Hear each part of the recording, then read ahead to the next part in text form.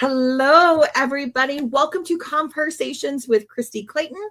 I am Kristie Clayton and the founder of Herverse. Her is an acronym that stands for Helping Executives Rise, and we do that in 3 ways. We have a wonderful community for second-in-command leaders called the Female Executive Mastermind, or FEM. We also have a community, a peer community for our leadership team members that report to that second-in-command leader called the Lead Her community. And we do executive coaching for visionaries, business owners, second-in-command leaders and integrators, and the leadership team members. And that is with Accelerate. So we are super excited about some of the things that we have going on. And just again, a sneak peek, we are actually going to start doing some more team involvement things on the Accelerate side. So assessments and some team building and things like that. So watch for those announcements to be coming soon. I am super excited about today's conversation. Nathan and I have had a relationship, goodness gracious, probably for 5 or 6 years now. Yeah, 5 or 6 years now. It's been a while, yeah, and was part of the book that you wrote and all of the things. So Nathan, I'm excited about today's conversation. Would you introduce yourself to people who don't know you yet? Absolutely. And thank you. And yes, I also am excited because we have known each other for a few years. And I've just been like honored about that the entire time. Like I remember when we first got you to do a quote for the book and I was like so hyped. But anyway, for those people who don't know, which is probably most, my name is Nathan Young. I'm the co-author of How to Be Second. It's a book originally about a role that then took a hard left turn into sort of a realization of an identity of a person. And I'm also a fractional COO. And so I sort of do this second in command role as the thing that I do anyway. And then How to Be Second is like, it's a for-profit organization guided by the question, what is good for seconds? And once again, seconds is this identity of a person. And that's a big part of what we'll end up talking about today, I expect. Absolutely. And actually, that's where I want to dive in. So you've talked about kind of this role and then identity of a second. You want to kind of explain that a little bit and what that means and yes, and also like how you discovered this, Nathan. Yeah, those are fantastic questions. And they're some of my favorite things to talk about in the whole world. And so let me try this. So I don't know if you've ever seen those like explain this in 5 levels videos, but that's a concept I really enjoy. And so let me try a couple of these, right? So this is a stomping ground. But being a second is like being tall or short. It is just how you are. Like how a tomato is a tomato and not a lemon. Like a second has like just their own way of being themselves, right? Mm-hmm. And also, so like one level more complex is that like this base identity or like a tomato, it's just how you are. A second has their own way of being, but not all seconds are exactly the same, right? A tomato can come in different sizes, shapes, colors, tastes. Not all tall people are exactly 6'1" or 6'2" or 6'5", right? There's a huge range. So that idea of like, it can be confusing, but what we're trying to get at here is that a second, it has some part of themselves as a person at their core. We all of us who would use this word to describe ourselves share these tendencies and traits similar to all tall people are tall, but then it's massively varied within that. And tallness also is not part of secondness. So I think I did okay at that. And a lot of the reason there's confusion around it is this idea, which again, we'll get into, and how we found it in the first place. So sort of answering your second question right away. And that is, there has not been a word to describe the person in this. We have anchored to using roles to describe the type of person, just like it'd be like if you didn't have the word for hand and you only had the word for glove. And so we were constantly trying to describe the hand by way of describing all the things about a glove. You'd be like, oh, well, it seems like it has 5 like slots here. And so we're kind of looking like that shaped person. And it seems about this size. And it seems about, and then the hand would be over here like, I'm a hand. It's obvious. Yes. Yes. And so as we were looking for that, as we were looking for language and like understanding what it took to be the best glove, we discovered, oh, there's a hand. There's a hand that everyone is trying to talk about, but no one seems to have language for. And so, and those things seemed so inseparable and so global in that understanding. Like we were having conversations not just with people locally in the Midwest or in the US, but in the UK, in Africa, in the Netherlands, in Canada, right? We're going all over the place for all of these interviews. And this concept of being a second was 90% understood no matter where we were having a conversation. And the words we were using were so easy to make the transfer that like no one was understood. No one was, it wasn't complicated for very long for anybody. Everybody was able to make the leap to, oh, but you don't mean the role, you mean the identity once we started going. Yeah, no. So I appreciate that very much because the hand and glove thing like that, I totally makes sense to me. Right. And, you know, the role versus the personality of the person, like it's truly like, it's something you're born with. You're just naturally gifted, you know, these talents that come with a second. But really, truly, like, Nathan, can you describe like what is a second?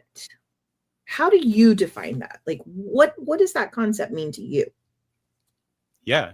Well, and again, so like maybe a little definition of terms, because I feel like as I'm defining being a second, so like we have a bunch of character traits, right? We tend to be more risk averse. We tend to be more specific. We tend to what I call see in the domino line. We tend to see the world sort of in implication. If you tell me this thing happens, I'm going to know that other thing is going to happen way down the line. Whereas a lot of people can't see those types of things. And that's just sort of like how I move through life. Another one that we have that's really fun to talk about is this idea of like knowing what 10 is. Seconds mostly we tend to like to be prepared. We tend to like knowing what 10 is means basically like, I know what it means to be a 10 out of 10 in that thing because you know, if you've ever heard of the Dunning-Kruger thing, like you'd probably be familiar with this idea, but like, if you know what 10 is, you know, you're not 10, that idea, right? Just by, and so seconds sort of walk around all the time being like, well, I'm sort of a 6 out of 10. Like, you know, I've gotten far enough. I'm pretty competent or capable. And then they have sort of like this carried insanity with them all the time because it feels like they're sort of swimming around in a sea of threes. And so they're constantly like, I'm not that great at this, but I have this extraordinary imposter syndrome that I carry with me constantly because I feel like I'm not that good at this and I'm not sure when the ball is going to drop and everybody's going to figure it out. But I also feel like I'm being gaslit because at the same time, it feels like everybody else is sort of a 3 out of 10 and everyone thinks I'm incredible. And and so if you're like that. Yes. That's a great way to describe it too. I would say that those ideas that I just explained are sort of at the core of all of us. If you're a person who would say, I'm a second, I am this identity, then you would go, yeah, that probably hit me somewhere in here, right? Like somewhere that I don't necessarily want to talk about, and I might need to, I need to set up an appointment for that. But what I would say most importantly is what seconds are not, and that is seconds are not confined to particular roles. We might be drawn to them like gravity, but being a second doesn't mean that you are in a very particular role. I happen to be a second in command. That is not the same. And so I would suppose that we could probably do a little definition of terms at some point. But yeah, I think that gets at what you're saying. And then, of course, you and I met partially because we have this massive overlap in a particular set of roles, specifically around like the EOS system and the integrator stuff, right? Yeah. Yeah.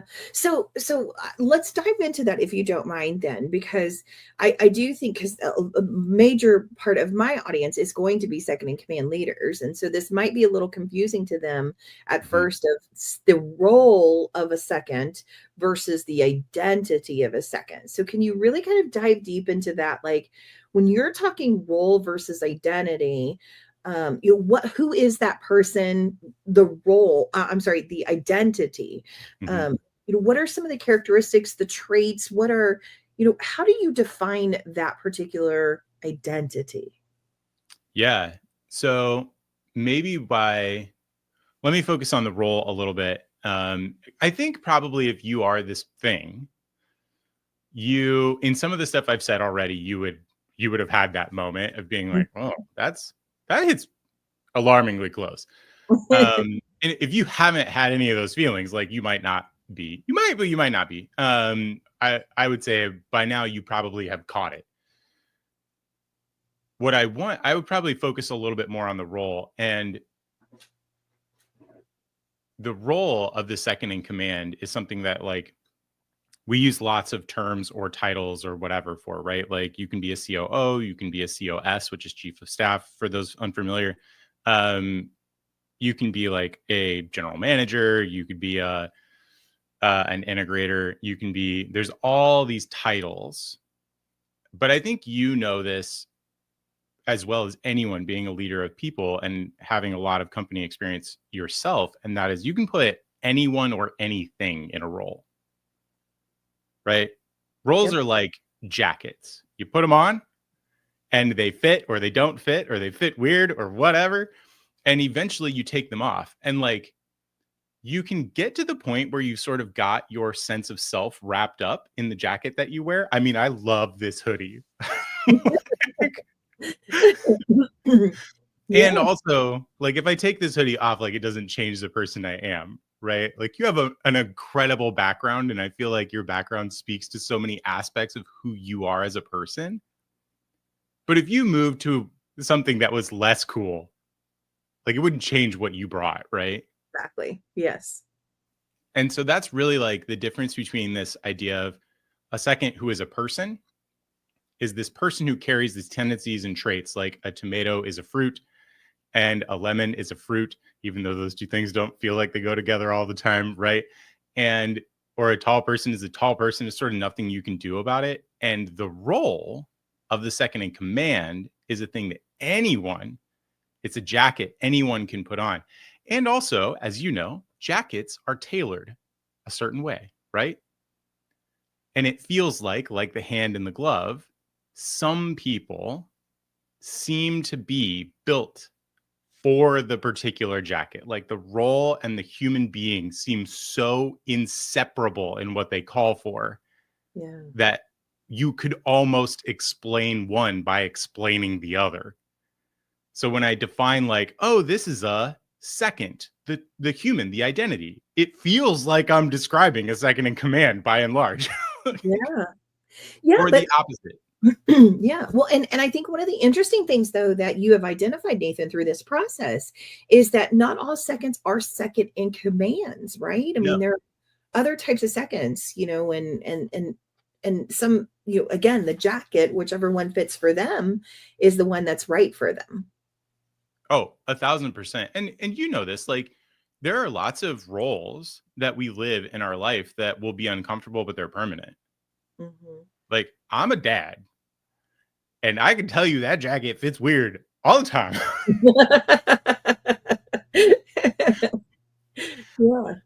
And I like it now. Being a father is part of who I am. I'll never be able to, that's now part of my identity, right? That can never change. And also, like, am I going to show up in the role? And that's a question of, do I put that jacket on that fits uncomfortably every single time? And of course, the answer is often as I can is yes.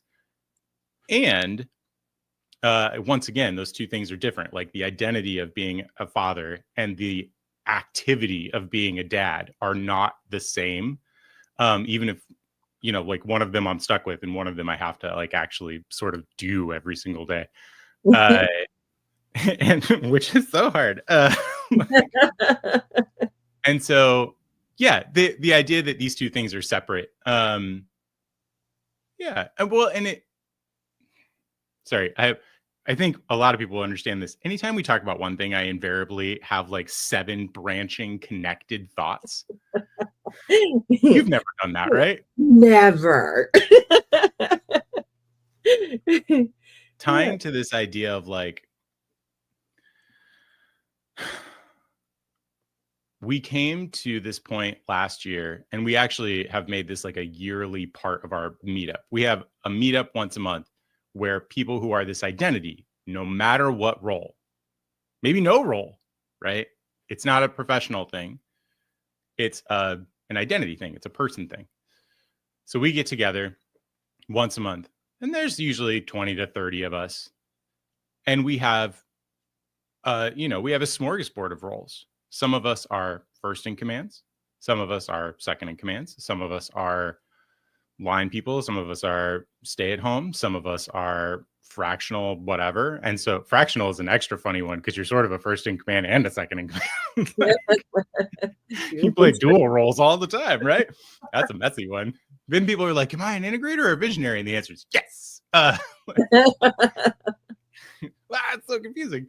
And so, yeah, that's how we came to like this. That's how we came to this, but that's also how we navigate the role. If you're a person, you can be in anything. You can be the mayor, you could be the pope, you could be a driver, you could be a dad, you could be a mom, you can be these are all roles. They're all jackets you put on. Kristie, I think you wear 20 or 30 jackets a day, right? Sometimes, yes. Sometimes it gets a little tiring too, right? Yeah. You're like, why do I have so many clothes on? Yes. So there's a couple of things that you just said, but before we dive deep into those, I want to just ask you a question. If I am sitting here and I have no idea what a second in command is, what roles are, I have no idea what the identity of a second is, how would you explain it to them in like 2 sentences or 2 or 3 sentences? Like, this is what a second identity is. You mean like instead of saying you're a tomato? Yes. Yeah. Because I'm a tomato. I don't know if I'm a tomato. How do I? So that's the question, Nathan. How do I know if I'm a tomato? What I would say is, I want to answer this question very simply. And it's not a simple answer. I know, friend. I know. And I want to give some weight to that in this idea of like, hey, this is how it is. It's like being tall or short. It's just who you are, right? How do I know if I am that thing? Well, there's a couple of like good basic questions, like seeing an implication or the stuff we've talked about already. And then past that, you probably need to do some real self-reflective work. I can't answer that right away. There are some things that I think are simple, good, and some things I think are simplistic, which is like, we haven't done the work of getting through complex yet. Yeah. And I would say that if you're going, I can answer this really quickly and easily. I'm a second because I'm a second in command. That's the role that I'm in. I would go, nope, that's simplistic. We haven't done the work yet. Agree. Absolutely. Right. And so I think I don't have a 1-sentence answer. I think the answer is, if you're a second, you probably are intrigued enough by now. Well, you're having either 2 reactions. One, you're intrigued enough by now to go, I'm going to figure out what that is and whether I am that thing. Or, can I swear? This session, you do what you want to, friend. This is just us having a conversation, right? I was like, I don't know. The other reaction, strong reaction, I think this is in the book, is that you're going to be like, F you. I am not. And it's going to be like power, like you're going to have this thing rising up in you that's like, no, you cannot put me in this box. I refuse to be this thing. Yeah. And that also, by the way, that was my reaction. It's a fascinating, like, well, can you do the work of what you're afraid of losing if you feel both of those feelings of being like, I feel that I am the thing he's describing, and also I'm bumping up against sheer terror. And like, oh, that sounds like there's some work there. There was for me. There was for a bunch of people. So I think if you're a second, you've had one of those two reactions by now. And I can't give it a one sentence answer beyond what I have, in that it deserves a little more introspection than that. So I would tell people, like, go read the book, go sign up to the email list, and like check out some of the writing that we do, because we write about this sort of like being this person all the time. And I also would say, if you have a 2-sentence answer, give it to me. It's certainly not an easy thing to really describe, but for me, like, we are talking about the role versus the identity. And so if you are attracted to roles that are supporting someone, right, is typically a great sign too. As a second in command, I'm usually supporting the visionary business owner. As an executive assistant, I'm supporting the person that I'm assigned to. And so it's a great. Now I will tell you, we're about to get a little controversial here, right? I know you are super excited for us to get into the danger. I like it. It's spicy. I like it. I actually am one of those that find the terminology second a little bit concerning. Yeah, like, because in this world that we live in, second is not it's not seen as a positive, right? I mean, No. We've all heard, especially if you were in sports ever, second is the first loser, and all of these kind of, like, right. Oh, how icky, and how I mean, I'm starting to sweat just thinking about it. So being referred to as a second, how does everybody respond to that, and why the terminology second versus something else? These are awesome questions, and I love talking about this.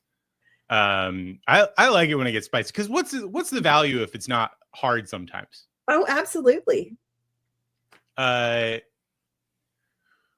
of the reasons we use the term second is what I mentioned earlier. It translates so easily. Mm-hmm. And I mean literally translates, like, across languages. Because again, when we're having these conversations, we're trying to describe this idea of a person. And we're like, what are the words that we can use? What's the language? What's the, what are the ideas and sort of the pictures that we can draw, or we can draw out across languages, across cultures? This idea of the second is grasped almost immediately. And we can pretty quickly, like, if I say the word integrator in your circles, people go, oh yeah, I know what you're talking about. Yep. Mm-hmm. And I go, great. Now, what if an integrator, and the person who naturally falls into that role, what if most of those people who are attracted to that are actually a type of person? Not all of them are this person. That's important. Integrator is a role, not an identity. You could use it as a word for your identity, but it is a title. It is the title. What if 80% of the people who are attracted to that title and the work of it are actually all tomatoes? Mm-hmm. And like 20% of them are various assorted other things. That, using that language, well, the word integrator does not scale. First of all, it's a software word. I think you know that, right? Mm-hmm. So throughout the world, if I use integrator anywhere people are not deeply steeped in EOS, there's no connective tissue. None whatsoever. And it's very confusing for them too, right? Yes. What is that? And then, yes, totally agree. Right. And so, like, and in my work, I've been in tech for a long time. And now, like, I'm in the product model space and like product teams and things like that. So when I use the term integrator, they have a known 50-year history with the word integrator. It doesn't mean this business system thing. It means like an architect, an information architect within it, right? And so the word doesn't, so we were like, oh, we're out of words. And then you go into the UK, you go into Africa, you go into South America, and like they don't have any of these words. And so we were like, how about like a second? And they were like, oh, you mean like this thing? Mm. And we were like, yes, exactly like that. It was the exact same feeling of going like an integrator and somebody going, oh, I know exactly what you're talking about. But we were able to take it all over the entire world. So we were like, well, I guess that's it. Yeah, instead of causing more confusion, let's keep it super simple and call it what it is. Yes. And then the second reason, so that was the first reason. It translates globally instantly. Interesting. Which wasn't, like, and we were like, well, clarity is better. So I don't care. And then this is like a normal trade of seconds, right? Which is, I don't give a shit what you call me. Yes. You could call me whatever. I don't care. Chief Everythinger is a non-ironic title that I'm willing to carry. Yes. Well, it is clear and descriptive of what I actually do. So, wow. I'm gonna consider that for my second, Chief of Everything. Exactly right. The glue, the air traffic control, the right. We literally often call them the right hand. So anyway, so it translated universally, no matter how icky we might have felt about it. Yeah. The other idea was not everyone in every culture has this Western dynamic of first loser. Mm-hmm. We have that. That's interesting. Yeah. So like actually in like Italian, the consigliere is like, now you and I probably know this from The Godfather, right? This is like an honored position. You can be like on the city council, on boards of things. Like this is not a second place position. Yeah. Yes. So this idea of like first loser is not necessarily associated with this word elsewhere. It's just us. Yeah. Yeah. That's so interesting to think about it in that way too, because you're right. Like not everybody does, use that terminology second, as a derogatory term, right? Yeah. No. So like we said, it was this translates and people can catch this really fast. Is it possible that it could be offensive? Like I'm a second, and you and I know this, the natural leap is I'm a follower, not a leader. Yes.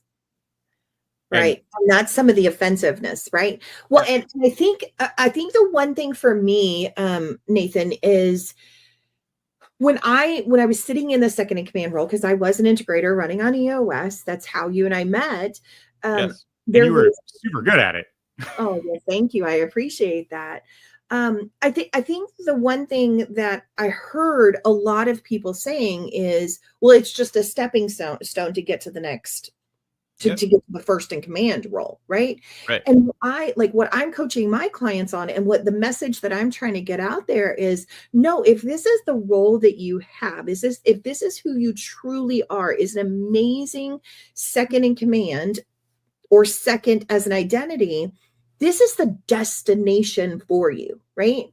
You don't this is the pinnacle, and this is the absolute perfect position for you. It does not have to be a stepping stone to something else in order for you to be considered great, right? Like, I mean, you think about some of those seconds that are out there, there are amazing seconds. And that is if they moved into a an owner box or into a, CEO role or anything like that, it actually may really be detrimental to them, because that's not the role that they're meant for. This is the role that they're meant for. This can be the destination. This can be the pinnacle, the top of the summit, whatever you want to call it.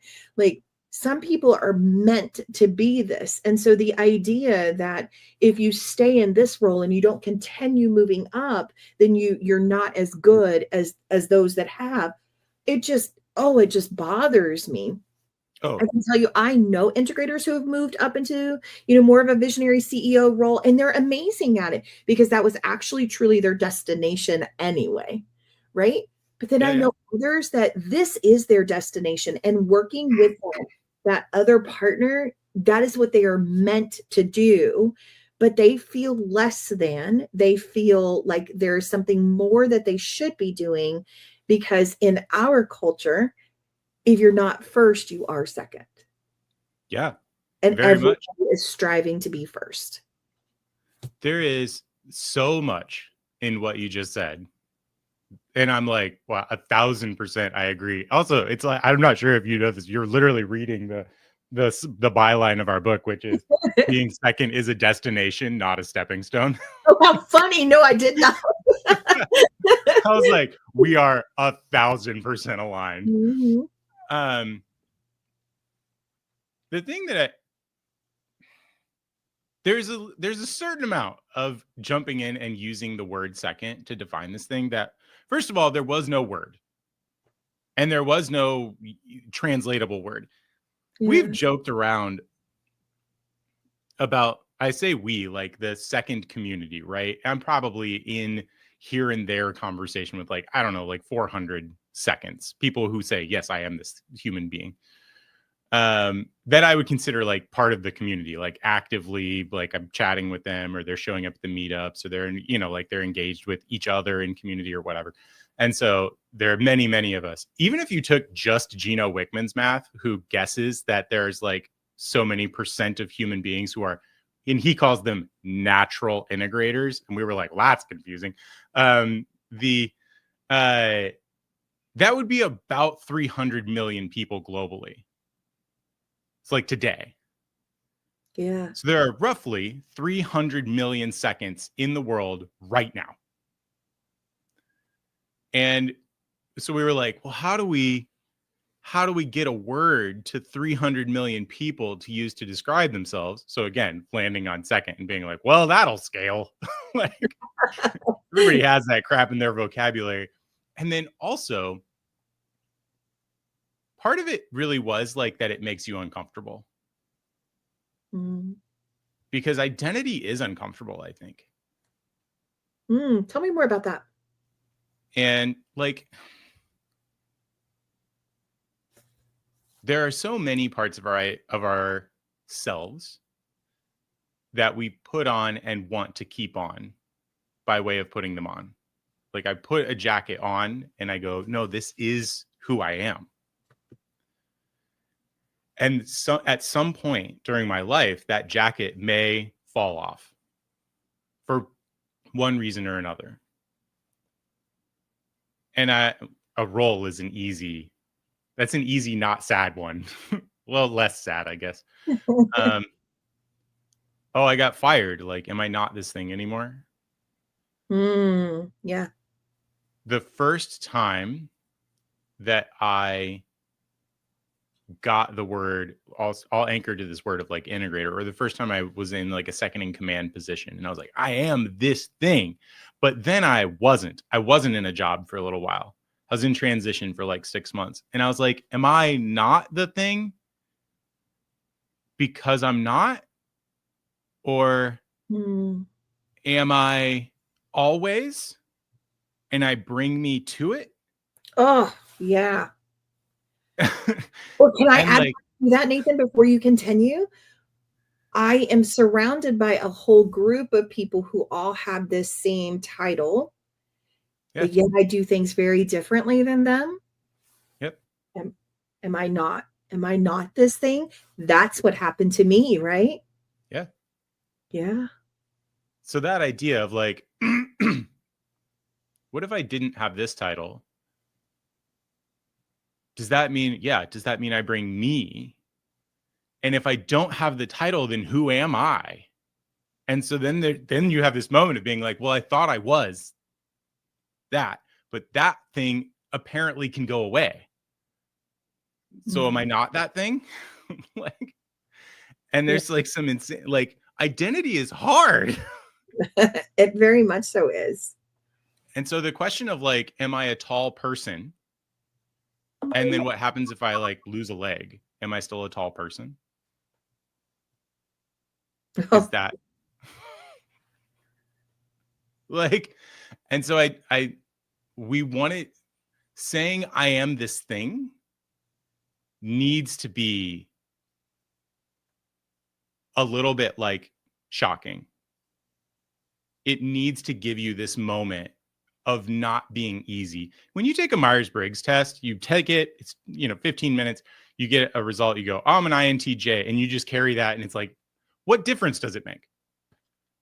You have to struggle with that? I don't think so.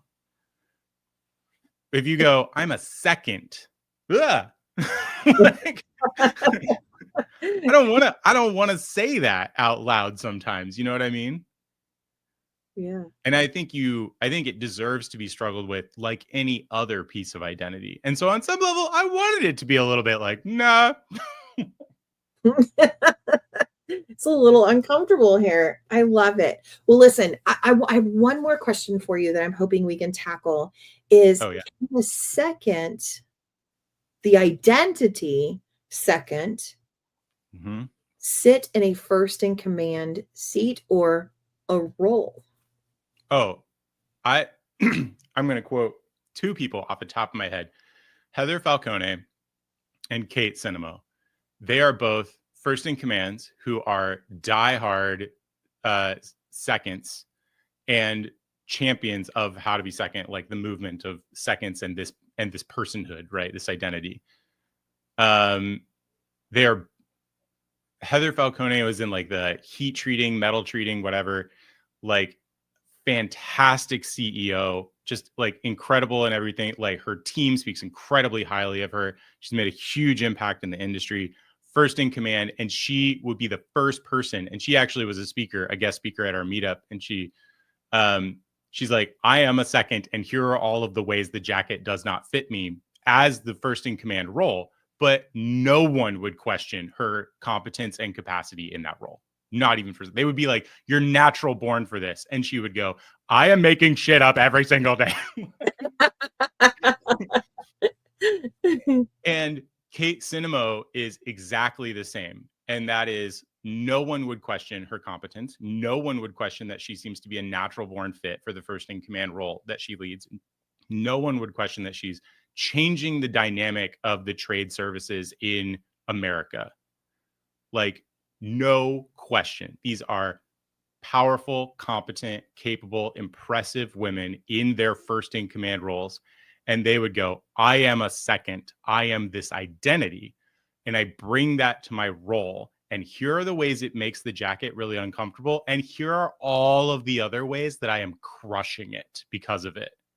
And so the answer definitively is yes. And there are two examples that anyone can go and check out that I'm just constantly wowed by. Oh, I love that. And what a great way for us to segue, because this has been an amazing conversation. And I can't believe we've spent as much time talking as we have, because it feels like it's been 5 minutes. And I feel like every time you and I talk, we could talk for days and days and days and still have more to talk about. So we'll definitely have to have you back on and talking. But I want to end our conversation with 3 rapid fire questions. Are you ready, friends? If you know me and you know me well, you know honor, empower, and inspire means the world to me. So Nathan, I want to start with honor. Who is a woman of a past generation that you would like to honor? Well, Kristie, as you know, I'm an extraordinarily high fact finder. And so rapid fire questions and I don't get along. But the answer to me is both my mom and my wife's mom. Oh, I love that. And I can just leave it there, but effectively, like, my mom, for obvious reasons, but also my wife's mom, because she didn't have to be like grandma the way that she is, and she is. Oh, I love that. I absolutely love that. Kudos to you. Kudos to you for recognizing both of the women in your life. What about a woman that you want to empower? So who is a woman of today's generation that is in business, in leadership, maybe who is a second that you are hoping to empower, or maybe that empowers you?